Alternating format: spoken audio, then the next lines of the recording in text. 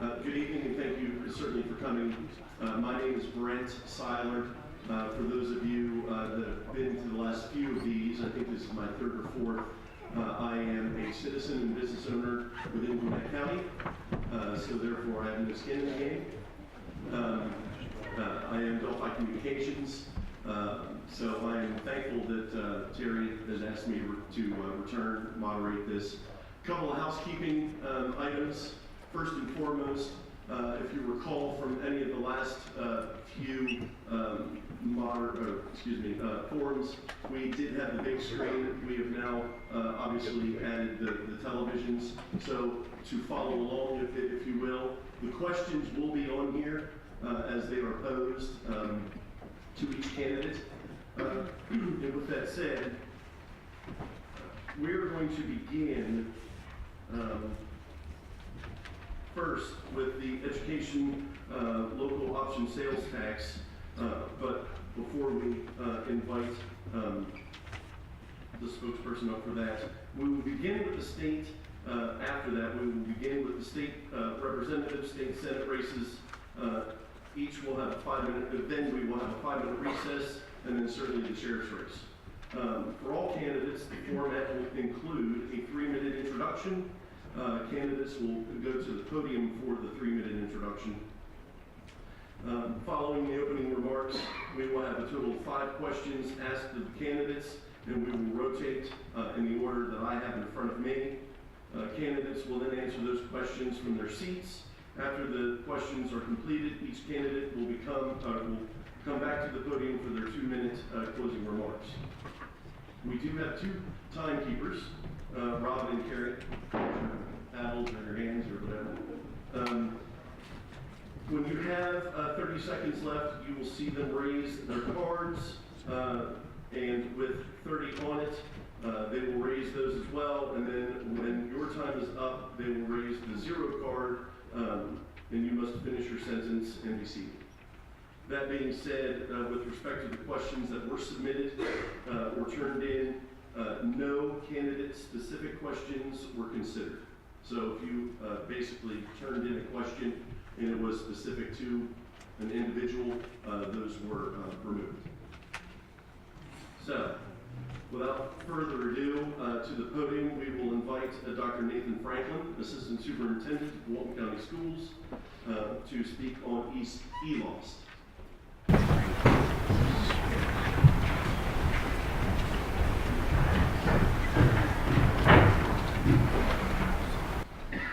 Thanks so much, and good evening, folks. It's my honor to be with you this evening. We've got an exciting agenda, so I promise to keep my remarks brief. Just wanted to bring along some good news from the school system. This is in reference to our upcoming ELOST 5 renewal vote that's scheduled for May 24th. If you didn't know, our penny sales tax or education local option sales tax funds are critically important. Both school districts in Walton County have social service city schools and, of course, the Walton County School District. With new and growing businesses in Walton County, the penny sales tax ensures that everyone who spends money in Walton County contributes to supporting the schools financially. This means that the local cost of running the school system is not only shouldered just by our property owners. Put it in layman's terms, we use this example. If a UGA fan decides to come from Gwinnett and drive through Loganville, let's say they stop at Quick Trip to gas up, they're going to help us provide for our facilities, and that certainly takes a large portion of the burden off of our property owners. What has ELOST done? For Social Circle City Schools, they've been able to build a new high school, a new administrative building, physical education athletic complex, a new activity center, of course textbooks, and several technology upgrades. For Walton County School District, our ELOST funds have built 8 of our 15 existing schools. That's total facility and project budgets, 8 of our 15 schools, including our new Loganville Middle School replacement facility and our upcoming Loganville Elementary replacement facility. Our penny sales tax over the years, and we're on ELOST 4 by the way, December of 17, our ELOST 4 will sunset. We're going to ask our voters to extend that beginning January 1 of 2018.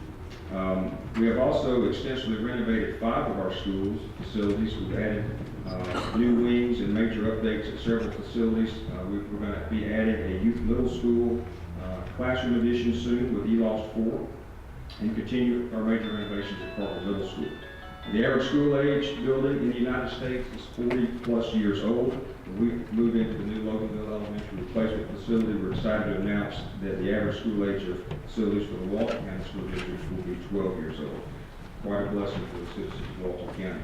We also use these funds to help fund our eSmart program, which is our one-to-one program initiative in our high schools that will be fully rolling out to our middle schools very soon.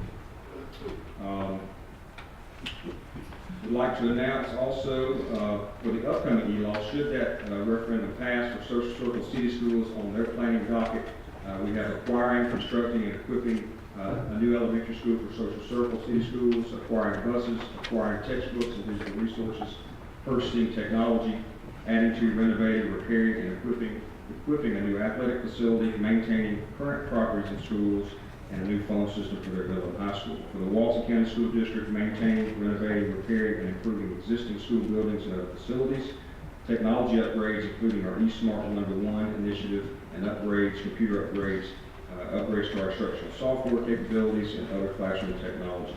We have plans for classroom additions at existing schools, to purchase and upgrade equipment, including playground equipment, school buses, copiers, classroom equipment, all those types of things that qualify under ELAWs. This also would cover potential acquisition of land for future school sites as we plan for growth in Walton County for possible cluster 4 in the future. We certainly believe that excellent schools contribute greatly to economic opportunity and job growth, and we're asking the voters of Walton County on May 24th to consider this measure. We do have some printed material. I want to thank the Chamber for sponsoring our ELAWS 5 information, and those flyers are downstairs. Feel free to take those with you. I've taken enough of your time. We appreciate your time and consideration. Hope each of you have a great evening.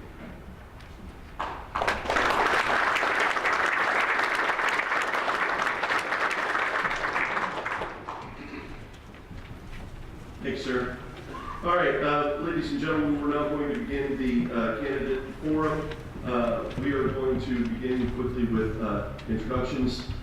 Tom Kirby, Republican incumbent, Jonathan Melton, both State Representative District 114, State Senate District 46. We have incumbent Republican Bill Kelsert and Republican Patricia Doughty. Did I say those correct? Daughtry? Doherty. Okay, very good. We are going to begin with each of your introductions. So we'll begin with you, Mr. Kirby. 3 minutes. Thank you, sir. It is a pleasure to be with you here in Monroe. We always enjoy coming to this chamber forum. They do such a great job all year, and especially here tonight. It has been my real honor to serve as your representative the last 2 terms. It is about serving, and that's the number one thing that we do, we serve the people. We are your full-time representative in District 114, year-round, answering those calls when you contact me where you need a question answered, something's fallen through the cracks, or just been lost in the bureaucracy of state government. That is the job as your representative that we fulfill for you, to make sure we get those answers for you, to get you the help you need. We're your part-time legislator. The number one thing you ask us to do up there is do what's right. Do what's right for you, do what's right for the district, and do what's right for Georgia. And the number one thing we do with that is fight bad legislation. Do what we need to do to stop it, to fix it, to amend it, to make it better, to make it work for all of us. And that takes a lot of effort and takes a lot of building of relationships. That's why I think it's real important that Ronald Reagan talked about the building of relationships as you serve the public before you ran for office. But as chairman, vice chairman of the Chamber of Commerce, Board for Economic Development, serving on the board of directors, chairman of the Career Academy, Leadership Walton, past president of Leadership Walton Alumni Association. It was all about learning how to build relationships to get things done, because that's how we work down there on your behalf to get things done, building those relationships. Not only in the House, but also on the Senate side. Because if we can't get it all the way fixed, because we're not going to win every battle. We go across the hall and we work with our senators to make sure they can help improve it as well. I ask for your vote come May 24th. It's a pleasure to serve you, and I look forward to continuing to do it in the future. Thank you.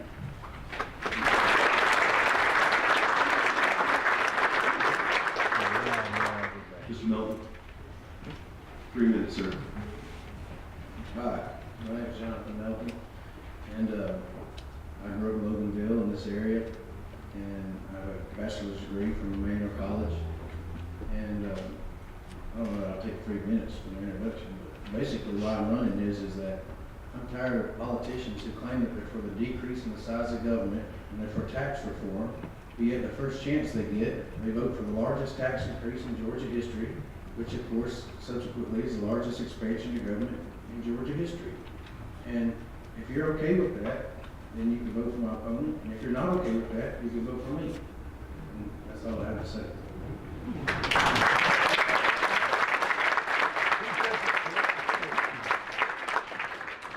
Thank you, sir. Mr. Counselor.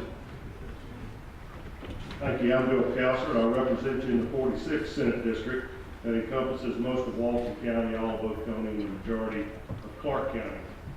I always tell people that it's such an honor to serve you, and I feel like I'm sitting in that chair for you. I'm in the Senate to represent you, and I really feel like I'm protecting you. Several areas that we do that. First of all is protecting your pocketbook.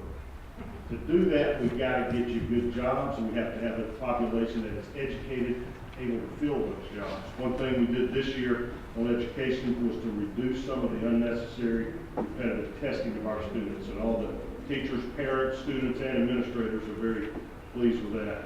We've done a wonderful job the last few years on generating new business in our state, and our district in particular has been lucky with the Baxter International plant, the expansion of Hitachi here, the Caterpillar plant. Those type of efforts will continue so that we have a lot of good paying jobs for our population. We try to reduce the tax burdens on you. In the Senate, we put a 6% cap in the Constitution on income taxes, and this year we passed a bill to reduce them by 10%. We've eliminated income tax for seniors, anybody 65 and over on the first 100,000 of income. We eliminated the marriage penalty. We got rid of the state property tax altogether. We got rid of the ad valorem tax on cars. You no longer have that birthday tax. As soon as you change your vehicle, you'll never pay that again. And I've always consistently voted against any special interest tax breaks. As well, Bruce Williamson and I have been involved on the national level trying to get a balanced budget amendment to get our country back fiscally responsible.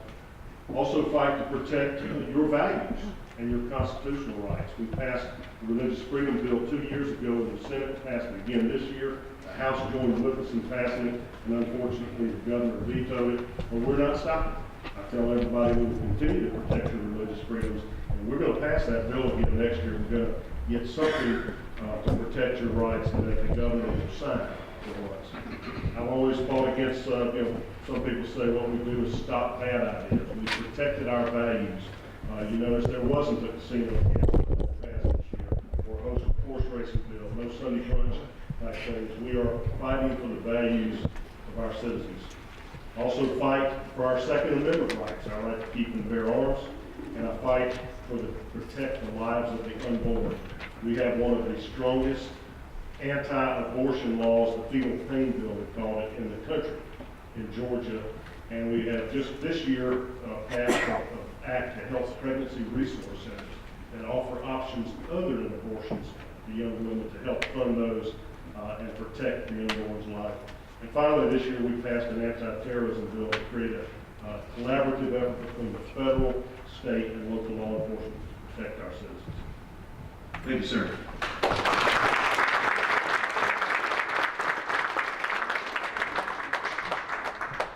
Last but certainly not least, Ms. Dougherty. Thank you. It's so nice to see so many people out who are interested in this process, and I appreciate your taking your night to come and hear from the candidates. I also want to thank the Walton Chamber of Commerce for doing this, because there are a lot of details that are involved in putting together an event like this. My name is Patricia, or Pat, Doherty, and I am running for the Senate seat for District 46. I have been involved in grassroots organizations pretty much since 2008. I'm currently the president of Conservative Republican Women of Northeast Georgia, and have done a lot of work. We really try to educate ourselves on issues, and then we go to the Capitol and talk to our representatives about these various issues and the legislation that's coming up. Last year, I was a delegate to the state GOP convention in Athens, and I also served as the coordinator of volunteers throughout the entire convention, so that was fun. I had a 36-year career in student affairs administration on university campuses. After I retired from the University of Georgia last year, I was at Georgia for 18 years, I retired and found a little dream horse farm in Bishop, and a horse and a donkey came with it. So that has been sort of fun. That was my retirement plan, was just to stay there and have fun doing that. My son played baseball at Clark Central High School. I think he still holds the RBI record, I'm not sure. But then he went to Mercer University, and after that he got his law degree at the University of Kentucky. He really was more interested in law enforcement, though, than in being an attorney, so he was accepted to the Metropolitan Nashville Police Academy in 2014 and graduated as top cop from his class. He's now an officer with the Metropolitan Nashville Police, and his wife is an attorney in Nashville. I am running for Senate because, probably like a lot of you, I have become frustrated and baffled by our Republican leadership in the state. You would think with a Republican majority in the Senate and in the House and a Republican governor that Georgia would be the shining example of conservatism in the Southeast. But instead we do get the increased taxes, the increased regulations, and the backing down from special interest bullies. Unfortunately, I do respect our senator, but I'm afraid that he has sort of fallen victim to that Atlanta way of thinking. But I'm very optimistic that we can turn that around with some new leadership. So I'm hoping that I can work to represent your values, and I particularly want to be responsive to you. So I look forward to hearing your questions tonight. Thank you, ma'am.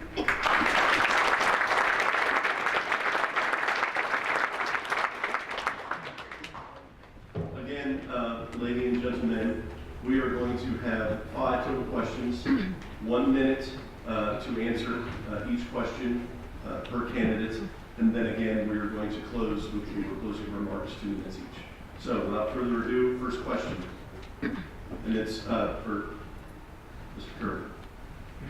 Any change? No. Sir, what specific qualifications, skills, and experience do you possess that would make you the best candidate for state representative or senator? Well, thank you. I think I covered some of that in my opening, but it is about serving. It's about serving you and doing what's right. We don't go up there and do what's easy or what the AJC thinks we should do or it's going to get out on TV or radio. It's about doing what's right for you and right for people. And what I've done in service of the Chamber of Commerce on board of directors, Career Academy, Leadership Walton, President of Leadership Walton, my association, prepare me to serve you and the people of Walton County in District 114. Because to get things done and be effective for you, it is about building those relationships and how do we move legislation forward and how do we work with inside the confines of government that we have to make it better for you. And that's my background that's made me ready for a life of service for you and happy to do it. Thank you, sir. Mr. Melton, same question. What specific qualifications, skills, and experience do you possess that would make you the best candidate for state representative? Well, I stay in touch with the citizens, and what qualifications might be. If you ask 20 different people what qualifications might be, they'll probably give you 20 different answers. You vote your conscience and you stay close to your constituency and you push the yes or no button. My opponent talks about doing what's right. But, is it right to tell people that you're for the decree? I keep bringing this up, but it's significant. If you're for the decrease in the size of government, you're for tax reform, but you vote for the largest tax increase in Georgia history, which is the largest expansion of government in Georgia history, that's not what I consider right. And I think a lot of people feel that way. We can get into a lot of issues, but we won't keep returning to this issue because it's just that significant and that important. It is to me, and if it is to you, you'll know what to do and make something for it. Thanks, sir.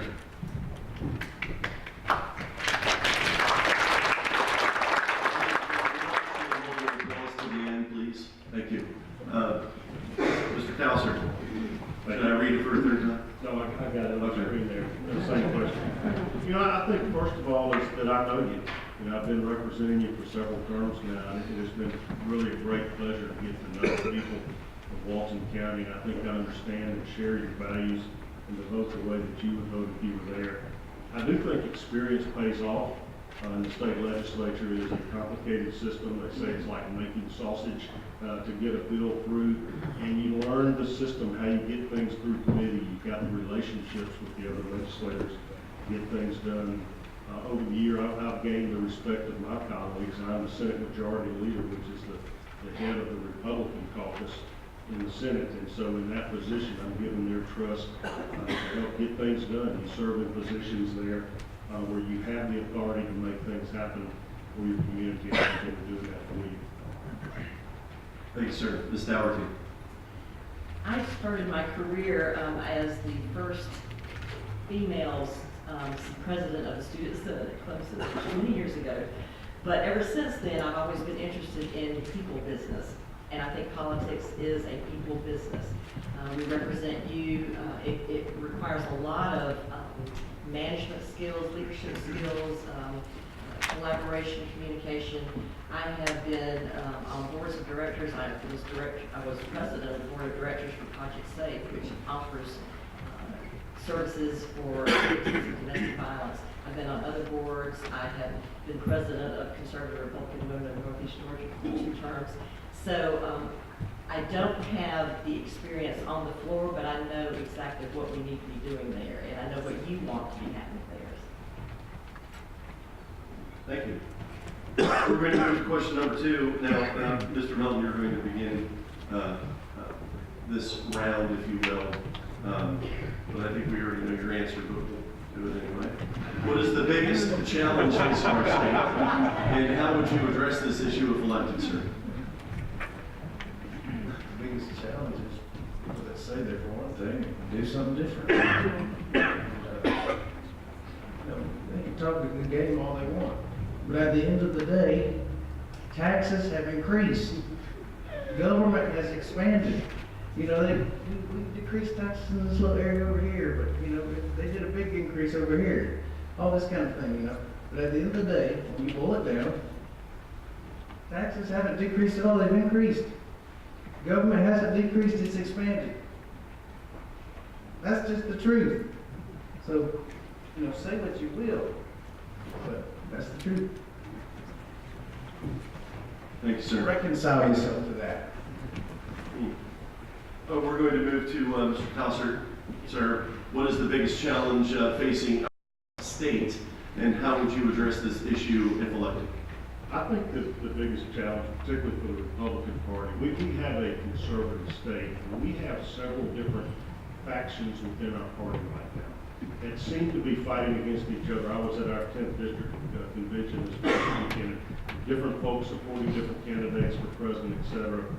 You know, I think we all have so much in common, you know, especially our conservatives in Georgia, and we're having the business community fight the religious community, fight the Second Amendment community, the low tax community. We all share those values, and I think we need to pull together, or else we're going to have 4 more years of Hillary Clinton, or something worse if we're not careful. So I think the challenge is for us to kind of coalesce together and build a consensus that we can all move forward together with our conservative agenda. Thank you. Ms. Dougherty. I think that many Georgians feel that those who are working under the Gold Dome couldn't care less about their opinions, the things that they think are important in this state. Georgia should be a conservative state, but so much of the things that are going on in Atlanta do not follow conservative values. They don't follow the basic Republican values. So I am very interested in returning that to our government and listening, responding, and truly being a representative, because if we are so split, it is going to be a problem, as we see on the national level. Thank you. Sure. I think by far the biggest challenge facing our state is pretty consistent. That's economic development. We've got to create jobs. We've got to keep the state growing and good jobs for people out there. Now that's one of the biggest parts begins with our Port of Savannah. We've got to keep an eye on what the federal government's going. I know in this room, it's probably no surprise that Obama's waffled on his word. We can't depend on him, and that's come through with their funding for keeping that port. But that is such a driver of jobs in this state that we've got to make sure we get that port keeping the handle of the tank. The other part of that then is job creation. That's why as a member of the small business development community, we've got a project this summer, meeting with entrepreneurs, find out what's the red tape that's causing them problems. Why can't you get a business started? When I find a guy that tried to start a business in Georgia, it took him 3 months to get his license. He had the same business in Tennessee, it took him 3 hours. We need to be the state with 3 hours to get that business going, not 3 months. And final part of that is education. Make sure that we're working with our technical and career colleges and to give them the best education possible. Thank you. Thank you, sir. We're going to move to question number 3. We will begin with Mr. Kauser. Sir, what are the biggest factors that differentiate you from your opponents as far as the vision you have for the district and of Walton County in particular? I'm really unable to speak for exactly what Pat's vision may be, so I don't know where he stands, but I can tell you, from my standpoint, we need to keep government out of your lives. I mean, I don't think that anybody in Walton County wants too much government regulation, too much government taxation, too much interference in our lives with our religious liberties. In our world, leave the government out of that. I do believe in a small government that needs to provide for the basic infrastructure, the highway system, the ports, the airports, the educational system, the public safety system where we keep our folks safe. But other than that, I said let's keep government out of our world, and I don't believe there's anybody who's going to have a more conservative voting record in the state senate than I have had. Thanks, sir. Ms. Doherty. Well, actually, my opponent did vote for some things that are not conservative, such as the huge transportation tax last year. It was the largest tax increase under Republican leadership in the history of the state of Georgia. Then right after that, there was another bill, HB 202, that exempted some major corporate executives from the exact same things in the gas tax bill that you and I have to pay, and these people don't because they were exempted. So, and I think one thing that I'm hearing from people is they don't feel that they are being listened to. I love talking with constituents. I love having town halls. I love giving people updates about what's going on during the session. So those would be things that I would be committed to make sure that you felt that there was a truly open communication between you and between me. Thank you. Mr. Kirby. Well, thank you. The biggest, I think, several things differentiate me from my opponent and what we view for Walton County. I think the first being, I've got a printout down on my desk. It says everything you read on the internet is true. It's not Abraham Lincoln. I know it's not true. I know what's really true. We do our research. We do our homework. And when we pass bills, we know what's going to, the effect is, and we know where it's going to go with everything that we're doing down there. So when we eliminate the marriage penalty and did all these other things to reduce your taxes down there, and it was important that we did those things. I think the other thing is, I think we've got so much more that we can bring to this county as far as jobs, job creation, job growth, that we've got to focus on how we're doing that, how we work with our education, how we work with our cities and the county government, and make sure that we're giving them the tools and resources they need to grow on their own level as well. Thank you. Moving along, question number 4, we're going to start with you, ma'am. What? Mr. Milk. No. I already checked you all, sir. I apologize, Mr. Miller. I don't mean disrespect to these gentlemen, but when I listen to them talk, I just hear, yada, yada, yada, yada. I mean, it's like a joke. You talk about economic development and all this kind of stuff, and increasing, making the largest tax increase in all the state's history of existence helps that. Expanding government in the largest way helps that. If we had a Democrat as a governor, we had a Democrat Senate, we had a Democrat House, and they voted for not just the largest tax increase in all the state's history of existence, but just the tax increase period. They'd be flopping around down there on the floor like a bunch of fish. but they did it, so it's okay. Which tells me that they care more about the power and the playing of politics in the party than they care about the truth and the principles we elected to serve on. So, you know, you'll make up your own decision, but, you know, I just think it's weird. Thank you. Question number 4. We will start with, Ms. Daughtry. Please rank the following issues in terms of importance to the state of Georgia and your reasons for the ranking order. Education, employment, support of small business. Those are all so linked. We need a good education system to get our citizens ready to be good employees, and we need small businesses to be supported. I've talked to small business people who say it's tough now because they have more and more regulations, more and more. So there's some major things in education that I think we need to work on, and if you work on the things that will help small businesses, then employment will go up because the small businesses will have more money that's not being taken from them in taxes. They'll be able to employ more people. So probably those two, and then the education after that. But that's hard to do. Thank you. Mr. Kirby, please rank the following issues in terms of importance to the state of Georgia and your reasons for the ranking order. Education, employment, support of small business. Well, I also agree that they're extremely linked together. Let's start with education, because under the Constitution, that is one of the responsibilities we have is to educate our children and to make sure we're giving them the proper education. And the education they need to succeed in life that go right into those small businesses and into that employment. One of the things we need to be focusing on with our children is it's not the color of the collar, it's the cream of the dollar.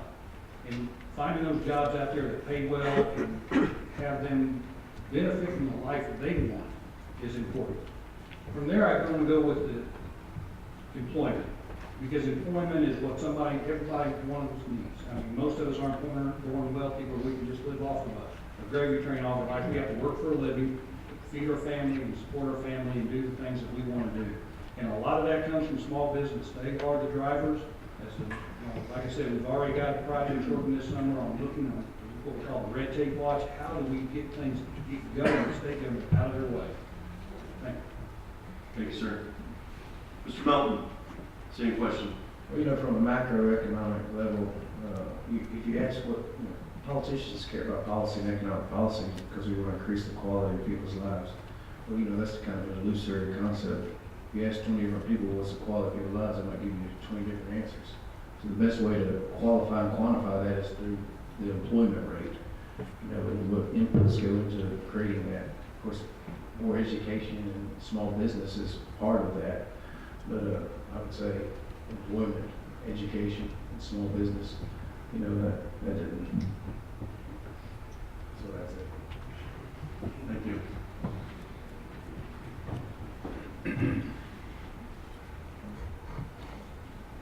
Mr. Counselor. Also rank employment first. I think it is very important for people to be self-sufficient, to be able to provide for themselves and to provide for their families. To do that, you need to have a job. So we need to be trying to make certain that we have adequate jobs out there.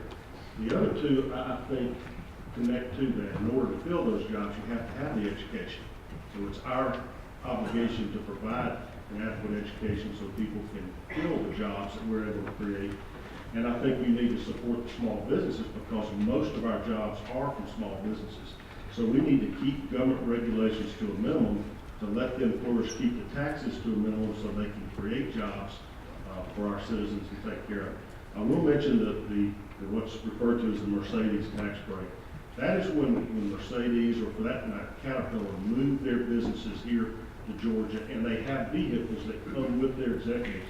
We were eliminating them having to pay double tax on those vehicles.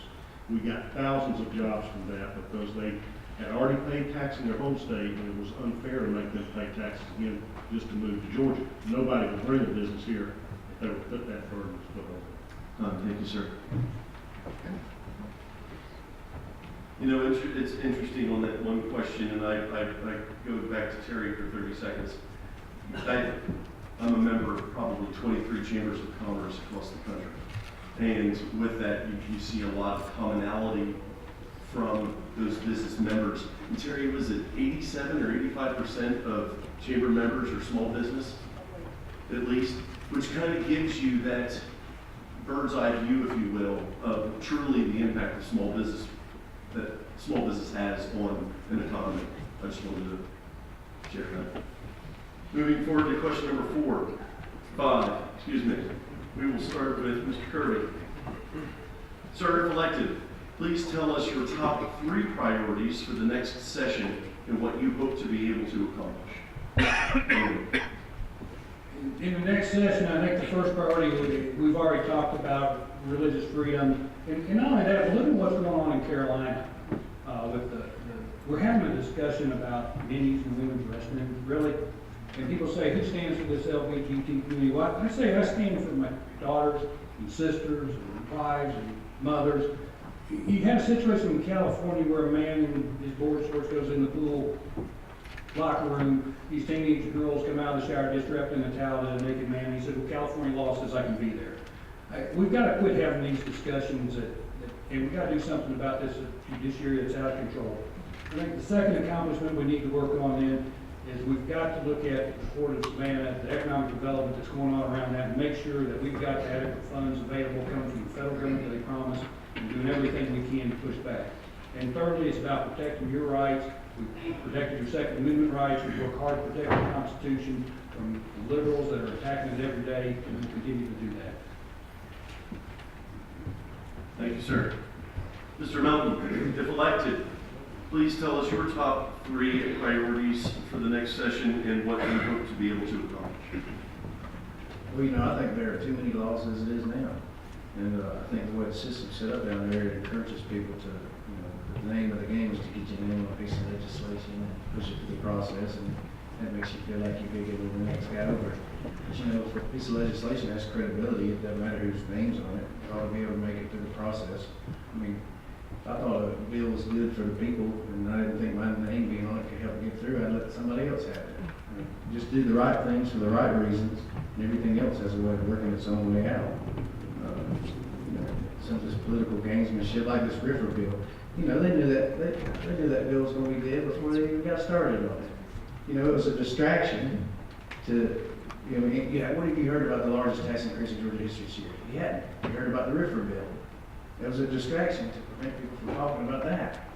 You know, Mr. McKinley, he was the only one who had the guts to stand up and vote against it last year, so he had to get back in the good graces of the leadership. That's who introduced this bill. It's a perfect distraction. So, you know, it's just game playing. The main thing I plan on doing is not being part of the game plan. Thank you, sir. Mr. Counselor, if elected, please tell us your top 3 priorities for the next session and what you hope to be able to accomplish.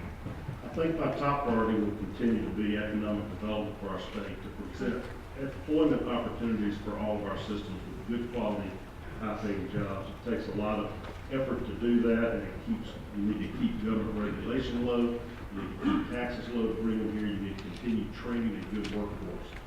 Number 2 is tax reform, which has been a passion of mine. I'm a fair tax guy, and I want to reduce our income taxes. I want to continue the push that the Senate started this year to reduce Georgia's income tax.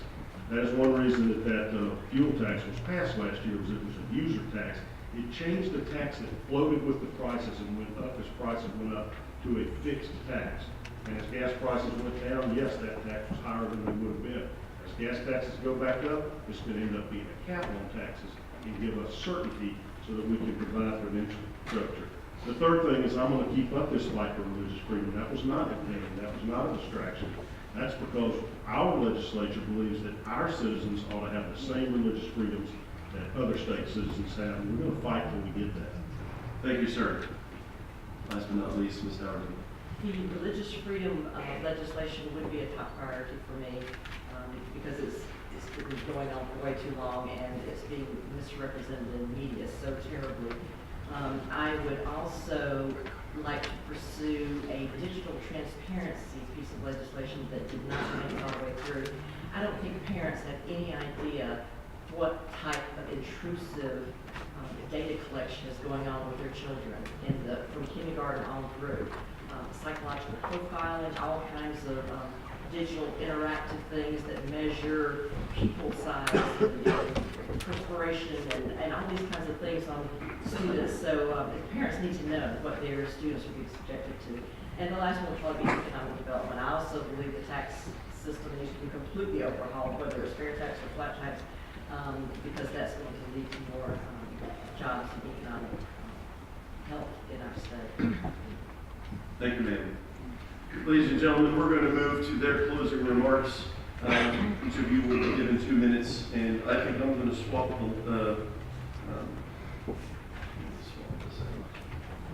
Ms. Howard, to the podium, ma'am, please. Yep.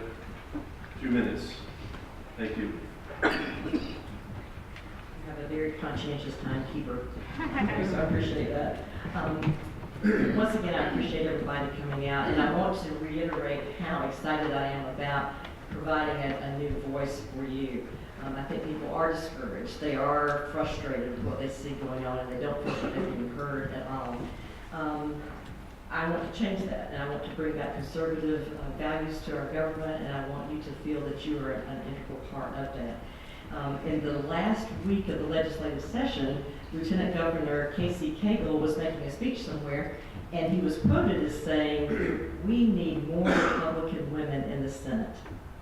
I could not agree more. So I hope that you will go to my website, DorothyForStateSenate.com. There are materials down there, downstairs. You can certainly sign up to hear more about events that we have going on. But please, I hope I can earn your vote on May 24th, and thank you for coming out tonight. Thank you, ma'am.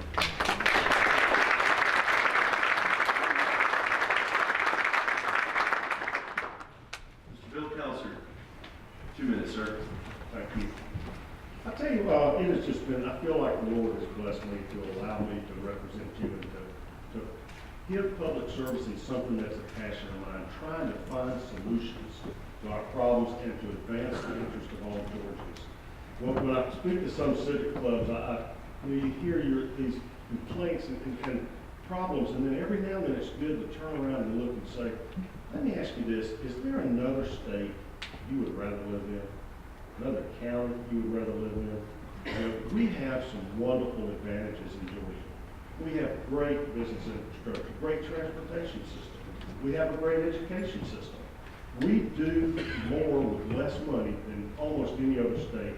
We have the 48th lowest per capita tax burden, and we spend the 48th less money per capita as anybody because we have a balanced budget in Georgia. We never borrow money to keep our current needs up in the state of Georgia, and I'm proud of that.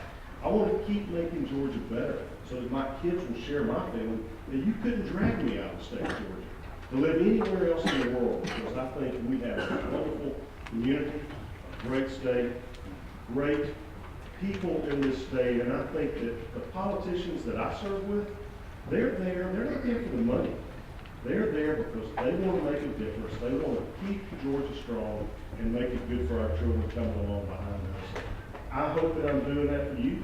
I feel positive that I share your values, that I'm voting the way you would vote. I hope you'll allow me to continue serving you, and I'll ask for your vote. It's on May the 24th this year. Thank you. Thank you, sir.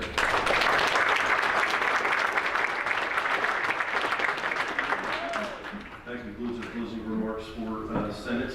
We will move to State Representative. Mr. Jonathan Melton, sir, 2 minutes.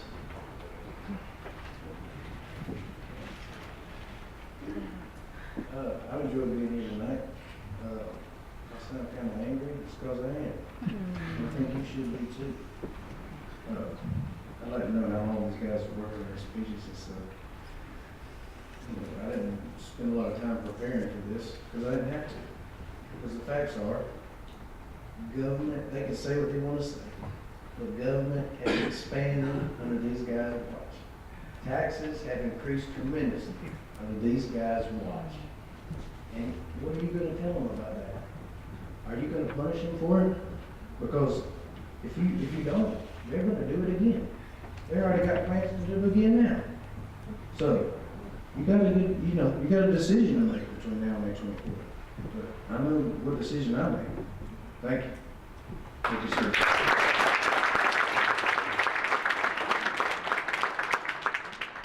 Perfect 2 minutes, sir. Well, thank you. I want to thank Terry and the Chamber again for hosting us out here. It's always a great event.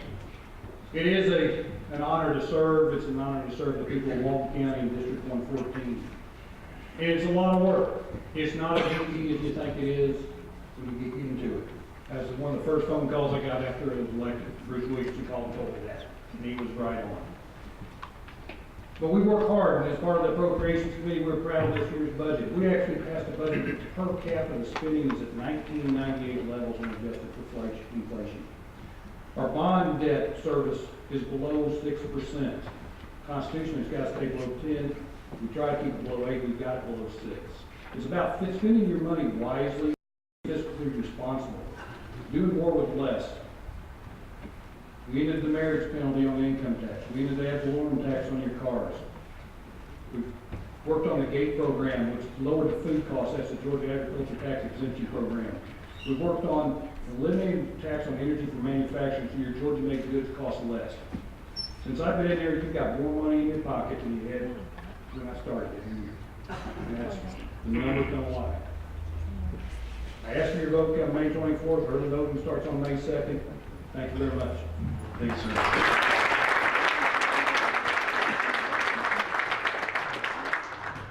Ladies and gentlemen, that concludes the forum for state